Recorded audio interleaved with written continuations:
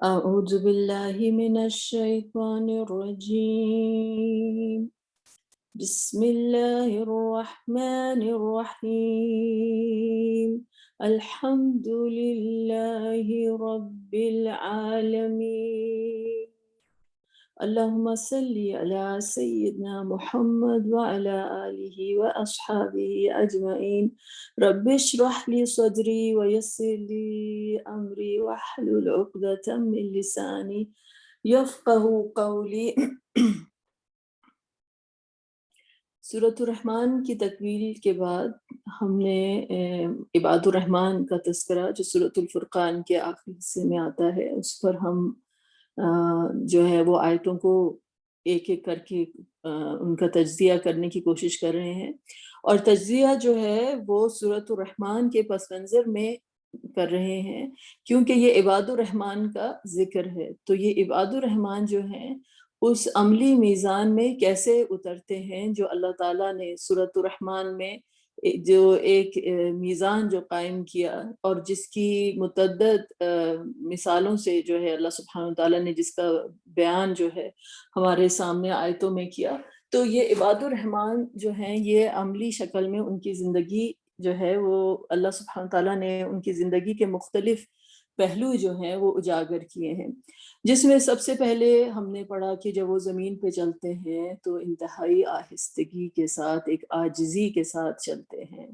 ایک میانہ روی ہے ان کی چال میں، اور جب ان کے ساتھ جاہل ان کو مخاطب کرتے ہیں تو کیونکہ ان کے دل جو ہوتے ہیں وہ اللہ سبحانہ وتعالیٰ کے ساتھ جڑے ہوتے ہیں، تو ان کو جو سکینت حاصل ہے وہ اپنے رب کی طرف سے حاصل ہے، وہ گراؤنڈڈ ہیں، صبر میں گراؤنڈڈ ہے وہ، اور اس صبر کی وجہ سے جو ہے ان کے ساتھ الجھتے نہیں ہیں، بلکہ اللہ تعالیٰ نے ان کو وہ فراست، وہ سمجھ، وہ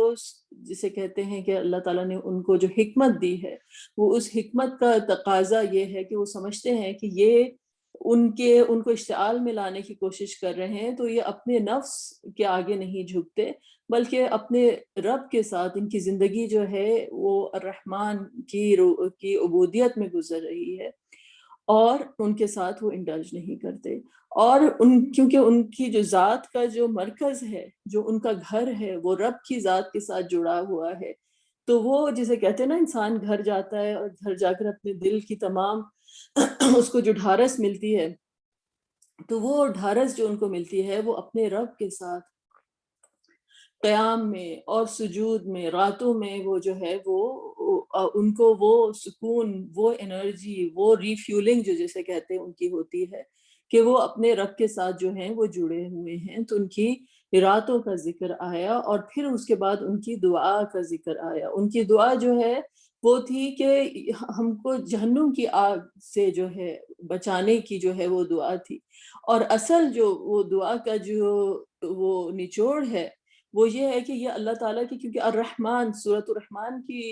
کے پس منظر میں ہم کر رہے ہیں، یہ اللہ سبحانہ تعالیٰ کی نعمتوں کے حد سے زیادہ شکر گزار ہیں، اور ان نعمتوں کی جو ہے وہ جو احسان ہے وہ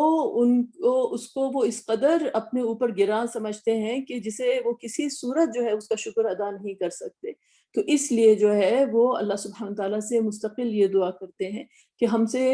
ہماری تمام تر کوششوں کے باوجود جو ہے ہم ان کا شکر ادا نہیں کر سکتے، ایک نعمت کا بھی ہم شکر ادا نہیں کر سکتے، تو یا رب آپ جو ہے ہماری تمام کوتاہیوں کو، ان کے استغفار کا جو لیول ہے وہ کچھ اور ہی ہے، تو وہ اللہ سبحانہ تعالیٰ سے دعا کرتے ہیں کہ یا رب آپ کی ناراضگی سے ہم محفوظ رہیں۔ یہ ایک مختصر خلاصہ تھا جو اب تک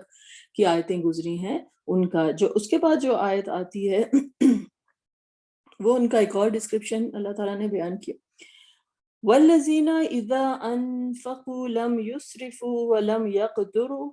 وَكَانَ بَيْنَ ذَلِكَ قَوَامًا۔ یہ وہ لوگ ہیں، والذین واو جو ہے، اور الذین وہ لوگ ہیں، اذا جب، انفقوا یعنی وہ خرچ کرتے ہیں،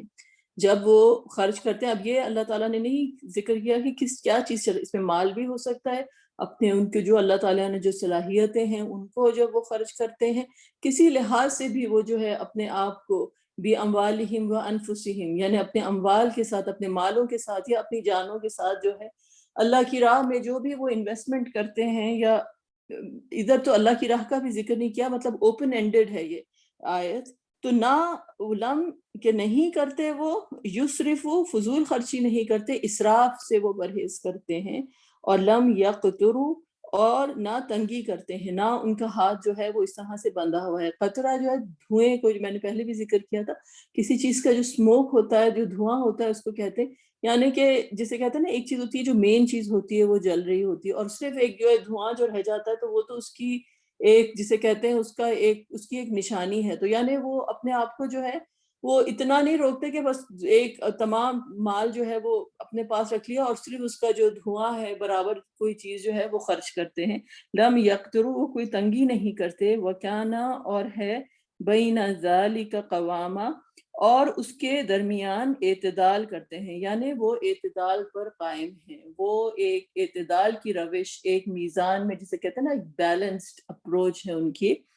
کہ جب وہ خرچ کرتے ہیں تو نہ وہ ایکسٹراویگنٹ ہیں، نہ وہ مائزرلی ہیں، اور and that is their spending is moderate in between the two extremes، یعنی کہ وہ اعتدال پر ہیں۔ ہم نے پہلے بھی اس بات کا ذکر کیا تھا کہ سورۃ الرحمن جو ہے، اس کا جو ایک مرکزی تھیم جو ہے وہ بیلنس کے اوپر ہے، کہ ہر چیز کا جو حسن ہے، ہر چیز کی جو خوبصورتی ہے، وہ بیلنسڈ کوئی چیز ہوتی ہے نا تو اس کی خوبصورتی ہوتی ہے، نہ چیز کوئی بہت اس طرف نہ اس طرف۔ جیسے گرین کلر جو ہے وہ آنکھوں کو اتنی ٹھنڈک اس لیے دیتا ہے کہ جو جنت کا جو رنگ جو اللہ تعالیٰ نے بیان کیا، وہ بالکل right in the middle of the spectrum of the colours ہے، جتنی لائٹ ایبزارب کرتا ہے اتنی لائٹ ریفلیکٹ کرتا ہے، تو ایک عجیب حسن ہے۔ اور آپ کبھی، جیسے ابھی یہاں پہ بارشیں ہوتی ہیں تو یہاں پہ اتنے درخت ہیں اور اتنی گرینری ہے کہ بارش کے بعد انسان تھوڑی دیر کے لیے باہر ہی جا کر کھڑا ہو جائے، اور وہ جو رنگ ہوتے ہیں درختوں کے اور پتوں کے، ان کو ہی دیکھے تو ایسی روح کو جو ہوتی ہے ٹھنڈک نصیب ہوتی ہے کہ لگتا ہے کہ جیسے پتہ نہیں انسان کہاں سے کہاں پہنچ گیا، کیونکہ وہ جسے کہتے ہیں کہ تھراپیوٹک ہے، وہ کلر جو ہے وہ جس طرح ہر چیز آپ کو بیلنس کرتی ہے نا۔ اگر آپ کوئی ایسی ماحول میں رہیں کہ جہاں پر بہت امبیلنس ہو تو انسان کتنا بھی بیلنسڈ ہو خود بھی ہل جاتا ہے، اور وہ جو ایک ہوتی ہے جو نیچر میں جو ہے، کیونکہ نیچر وہ ہے اللہ تعالیٰ کی میزان پر قائم جو نیچر ہے، اور جو اس کا حسن ہے اور اس کی جو خوبصورتی ہے، تو ہم جب خود بھی امبیلنسڈ ہوتے ہیں، خود انگزائٹی ہو یا کچھ ہو، اگر آپ ایسی جگہ پہ چلے جائیں جہاں پر بہت ہی، جسے کہتے ہیں کہ ہر چیز ٹیمپریچرز اچھے ہیں، ہر چیز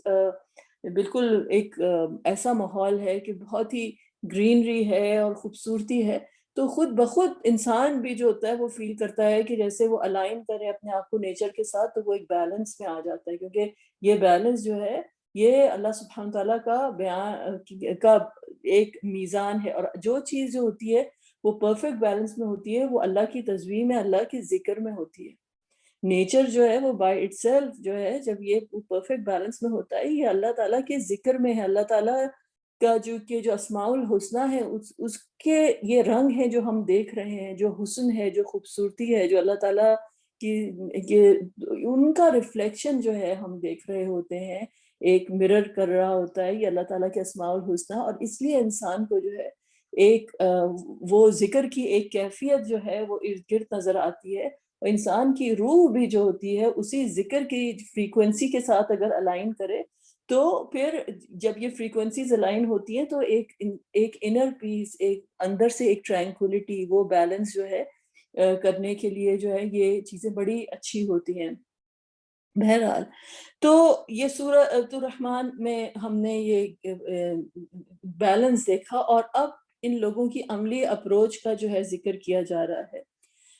کہ یہ لوگ جب خرچ کرتے ہیں، جب اسپینڈنگ کرتے ہیں، اب اس کی جو ہے ڈیفرنٹ آپ تفسیر میں پڑھیں گے کہ حضرت ابن عباس کے نزدیک اللہ کی معصیت میں خرچ کرنا اسراف ہے، چاہے ایک پائی ہی ہو، یعنی اللہ کی معصیت میں کہ کوئی گناہ کے کام میں جو ہے انسان پیسہ لگائے، چاہے ایک پائی بھی ہو تو وہ اسراف ہے، وہ انسان جو ہے وہ ایک حد جو ہے وہ کراس کر رہا ہے، اور اور اللہ کی راہ میں جو ہے خرچ کرنے میں بخل کرنا، یا پھر لیکن اس کے جو جنرل اس کی یہ ہے کہ نہ عیاشی میں انسان خرچ کرے، نہ غلط کاموں میں انسان جو ہے خرچ کرے، نہ فضول خرچی کرے کہ اتنی زیادہ، یعنی ان لوگوں کا یہ اس طرح سے نہیں خرچ کرتے، یعنی جو لوگوں کی اس کی اپوزٹ اپروچ ہوتی ہے وہ اگر خرچ کرتے ہیں تو ان کی اپنی ذات کی یا تو نمود و نمائش کے لیے غلط ریزنز کے لیے خرچ کر رہے ہیں، کہ اپنی جھوٹی شان جو ہے وہ ایک بنانے کے لیے جو ہے، اپنی ایگو کی سیٹسفیکشن کے لیے جو ہے وہ خرچ کر رہے ہیں. اور جب اللہ کی راہ میں روکنے کا مطلب یہ نہیں کہ صرف اللہ کے کاموں میں، اور جن جائز کاموں میں خرچ کرنا چاہیے، اپنی فیملی پہ خرچ کرنا چاہیے، تمام چیزوں کے لیے ان کے دل جو ہیں وہ بند ہو جاتے ہیں، وہ تنگ ہو جاتے ہیں. تو یہ دونوں قسم کے نمونے جو ہیں، ان جو اب عباد الرحمن جو ہیں ان کی پرسنالٹیز جو ہیں وہ ان میں یہ چیزیں نہیں پائی جاتی. اور تو زرپرست انسان جو ہوتا ہے وہ پیسہ جوڑ جوڑ کے رکھتا ہے، اور جو ہے اس کو جسے کہتے ہیں کہ اس کو اپنی جو پیسے سے جو ہے اتنی زیادہ محبت ہوتی ہے کہ وہ اپنے پیسے کو ہولڈ نہیں کرتا، بلکہ پیسہ اس کو جو ہے وہ کنٹرول کر رہا ہوتا ہے. اور جسے کہتے ہیں کہ عبد الدینار ہے یا عبد الڈالر ہے یا جو بھی ہے، وہ پیسے کا ہی عبد جو ہے وہ بن کر جو ہے وہ رہ جاتا ہے. تو یہ جو ہے ایک جنرل جسے کہتے ہیں کہ تفسیر تھی کہ ان کے اپروچ کے بارے میں. اب اس کو جو ہے ہم سورۃ الرحمن کے بیک گراؤنڈ میں اس کو سمجھنے کی کوشش کرتے ہیں کہ بات جو ہے وہ کیا کی جا رہی ہے، تاکہ ہم جو ایک بگر پکچر ہے، جو ایک سورۃ الرحمن کا جو پس منظر ہے، اس میں اس بات کو سمجھنے کی کوشش کریں. سورۃ الرحمن کی جو آیتیں ہیں اس کے اندر آپ کو معلوم ہے سب سے پہلے اللہ تعالیٰ نے میزان کا ہی ذکر کیا کہ الشمس والقمر بحسبان، کہ جو چاند ہیں اور جو سورج ہیں ایک حساب سے چلے جا رہے ہیں. اور والسماء رفعها ووضع الميزان، اور اللہ تعالیٰ نے اس آسمان کو ریز کیا اور ایک میزان قائم کیا ہے، ایک بیلنس قائم کیا ہے. تو ہم یہ دیکھتے ہیں کہ جو گیلیکسیز ہیں، جو سولر سسٹم ہیں، اس میں جو ہے ایک ایسا میزان ہے کہ جس کے اوپر ہمارا وقت اور ہمارا جو کیلنڈر ہے، یہ تمام چیزیں جو ہیں اس کے ساتھ ہی جڑی ہوئی ہیں. اور تمام کے تمام جو سیارے ہیں اور ستارے ہیں وہ اپنے اپنے جسے کہتے ہیں محور میں جو ہیں وہ گردش کر رہے ہیں، اپنے اپنے آربٹس میں جو ہیں تیر رہے ہیں. اور ان کا اللہ سبحانہ تعالیٰ نے ایک پرفیکٹ میزان رکھا ہے، اور وہ اپنے تمام چیزیں جو اللہ تعالیٰ نے ان کی جو تمام موومنٹس رکھی ہیں وہ پریسائسلی کیلکولیٹڈ ہیں کہ کہاں پہ رہنا ہے. اب آپ کو اگر میں آپ سے یہ بات کہوں کہ یہ اللہ تعالیٰ نے الرحمن میں ان کی بات کی، اور پھر یہ بھی ہم نے آیت پڑھی کہ وَالنَّجْمُ وَالشَّجْرُ يَسْجُدَانِ، کہ یہ سجدے کی حالت میں ہے، یہ عبادت کی حالت میں ہے. یہی ہم نے پڑھا تھا نا شروع میں کہ درخت ہیں اور جو ستارے ہیں اور یہ تمام جو اللہ تعالیٰ کی بنائی ہوئی یہ جو ایک سسٹمز ہیں، یہ سجدے کی حالت میں ہیں. یعنی ان کے جو ایکشنز ہیں وہ اس طرح سے ہیں کہ وہ اللہ کی عبودیت میں جو ہیں، اللہ کی عبادت میں ہیں، سجدے کی حالت میں یہ جو ہیں اپنے اپنے کاموں پہ لگے ہوئے ہیں. ٹھیک ہے، یہ بات جو ہے یہ سمجھ آ گئی. ہم کون سی سورہ پڑھ رہے ہیں؟ سورۃ الرحمن پڑھ رہے ہیں. اور اب ہم جو سورہ پڑھ رہے ہیں وہ سورۃ الفرقان کے آخری حصے میں عباد الرحمن کا ذکر ہے. اگر میں آپ سے یہ کہوں کہ عباد الرحمن جو ہیں وہ بھی جس طرح سے یہ چاند اور سورج اور ستارے اور سیارے یہ تمام جو ہیں اپنے اپنے افلاک میں گردش کر رہے ہیں، اور جس طرح سے یہ فنکشن کر رہے ہیں اپنی اللہ کی عبودیت میں، اسی طریقے سے اگر آپ عباد الرحمن کا ذکر سنیں کہ وہ اپنی چال جو ہے اس طریقے سے چلتے ہیں جس طرح سے اللہ تعالیٰ کو پسند ہے. یعنی کہ ان کی چال میں ایک عبودیت ہے، وہ ایک مشن پر ہیں. تو کس کی یہ چاند ستاروں اور سیاروں کی طرح ان کی چال ہو گئی؟ جب ان سے جو ہیں جاہل بات کرتے ہیں، ان کو اشتعال میں لانے کی کوشش کرتے ہیں کہ ان کے قدم ڈگمگا جائیں یا اپنے رستے سے بھٹک جائیں، تو یہ کہتے ہیں سلام. یعنی یہ چاہتے ہیں کہ جس سسٹم میں ہیں، جس میں سلامتی کے ساتھ اپنی زندگی گزار رہے ہیں، اس سے یہ باہر نہ نکلیں اور اسی سلامتی کی رستوں پہ یہ چلتے رہیں. تو یہ ان سے درکنار کرتے ہیں، ان کے ساتھ انڈلج نہیں کرتے، کیونکہ ان کا جو فوکس ہے، ان کی جو نظریں ہیں، وَالسَّمَاءَ رَفَعَهَا، جو آسمان اللہ تعالیٰ نے جس کو رفعت عطا کی، ان کی نگاہیں جو ہیں اللہ تعالیٰ کی طرف ہیں، ان کو اللہ تعالیٰ نے ان کے دل کو وہ رفعت عطا کی ہے، وہ بلندی عطا کی ہے، وہ میزان عطا کیا ہے کہ وہ اس پر فوکسڈ رہتے ہیں. اور جب ان کو لوگ انفوکس کرنے کی کوشش کرتے ہیں تو یہ اللہ کے آگے راتوں کو کھڑے ہو جاتے ہیں اور اللہ سبحانہ وتعالیٰ کے ساتھ اپنے آپ کو اسی طرح سے الائن کرتے ہیں جس طرح سے اس سولر سسٹم کے اندر ہم یہ دیکھ رہے ہیں، یہ الائنمنٹ دیکھ رہے ہیں. اب یہ تو ایک آپ ایسے لگتا ہے کہ جیسے شروع میں جو ڈسکرپشن آیا تو ان کی عبادتوں کا آیا، زندگی کا آیا، کہ وہ زندگی کی جسے لوگ جو ہے خانوں میں بانٹ لیتے ہیں کہ یہ میری جو ہے ریلیجیس لائف ہے، یہ میری جو ہے پرسنل لائف ہے. لیکن اگر آپ غور کریں کہ جو ہماری جو عبادت ہے، جو حج کی عبادت ہے، حج کی عبادت میں ہم جاتے ہیں اور طواف کرتے ہیں کعبہ کے. جیسے وہ کعبہ جو ہے ایک فوکس ہے، ایک سینٹر پوائنٹ ہے، ایک سمبلائز کر رہا ہے کہ ہم اللہ تعالیٰ کی عبادت کرتے ہیں. کیونکہ جب ہم وہاں پہ پہنچتے ہیں تو ہم کیا کہتے ہیں؟ لبیک اللہم لبیک، یا رب میں ادھر حاضر ہو گیا. تو ہم جو ہے سمجھیں کہ اگر اس کو آپ امیجن کریں کہ یہ ایک جیسے ایک میگنیٹک فورس ہے جو آپ کو کھینچ رہی ہے اپنے رب کی طرف، اور آپ اس کے دائرے میں بالکل اللہ تعالیٰ کے آگے جب حاضر ہیں تو یہ ایک عبادت ہے، یہ ایک جرنی ہے، یہ ایک سفر ہے کہ آپ نے حج کا کیا اور آپ اللہ تعالیٰ کے سامنے پہنچ گئے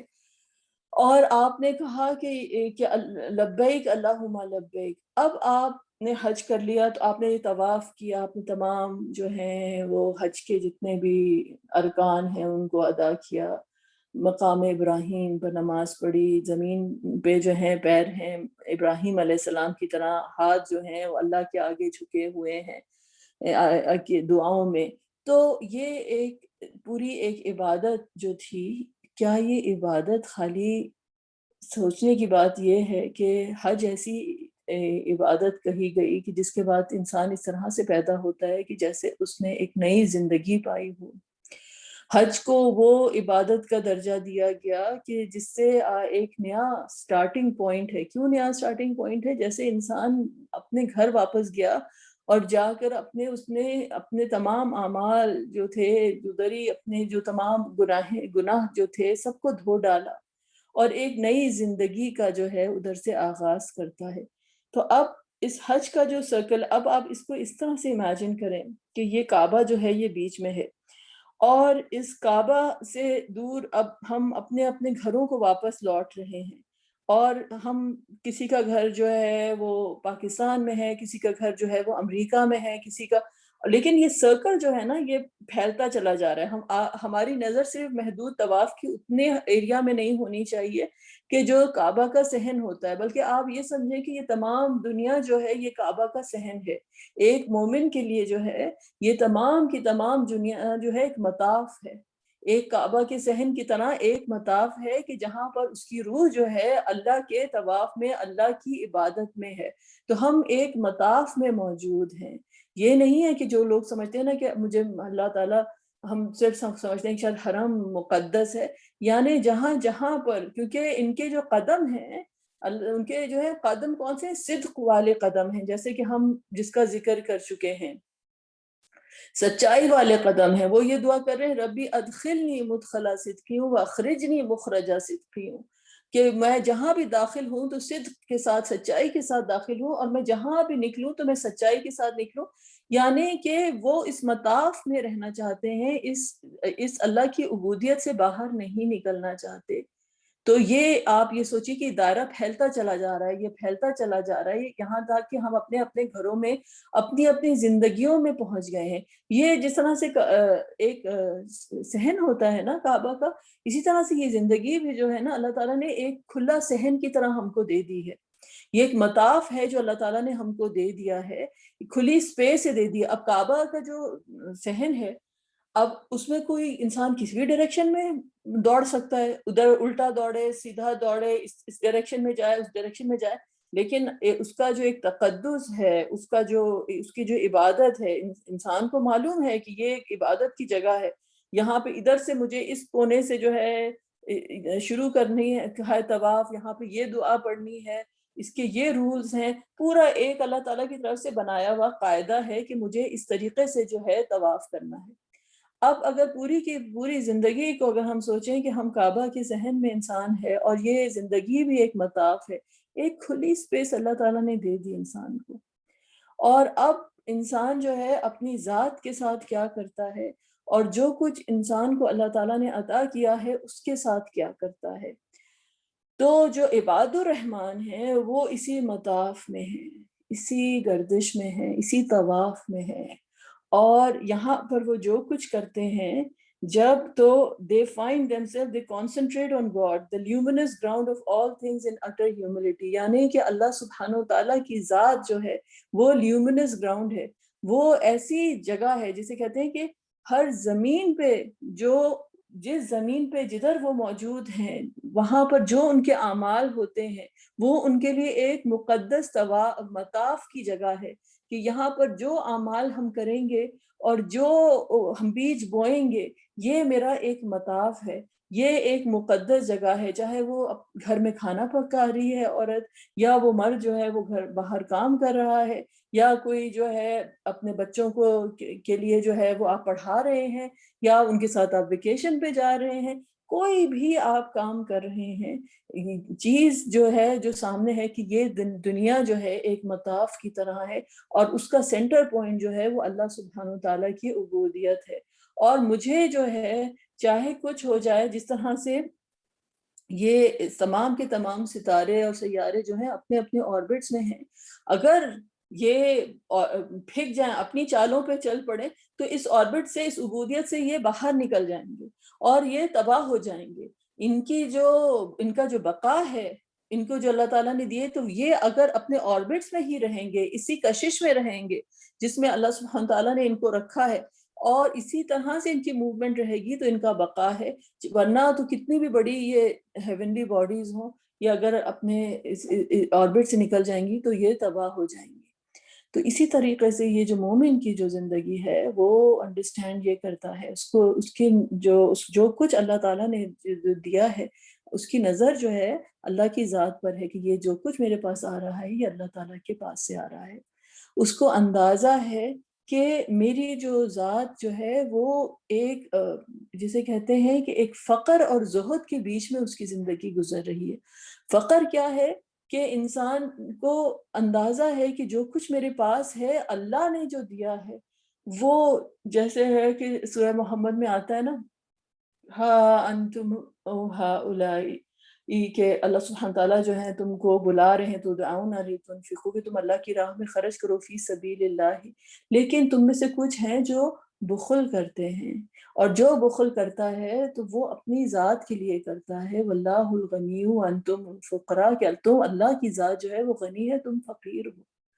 تو وہ جانتے ہیں کہ ان کے جو ہے ان کو اپنے فقر کا احساس ہے، ان کو وہ اپنی ریالٹی میں جو ہے وہ گراؤنڈڈ ہیں، اور اسی لیے ان کو جو کچھ اللہ تعالیٰ عطا کرتے ہیں ان کو یہ احساس ہوتا ہے کہ فقر اور زہد یہ ہوتا ہے کہ اس چیز سے ان کو اٹیچمنٹ نہیں ہے، بلکہ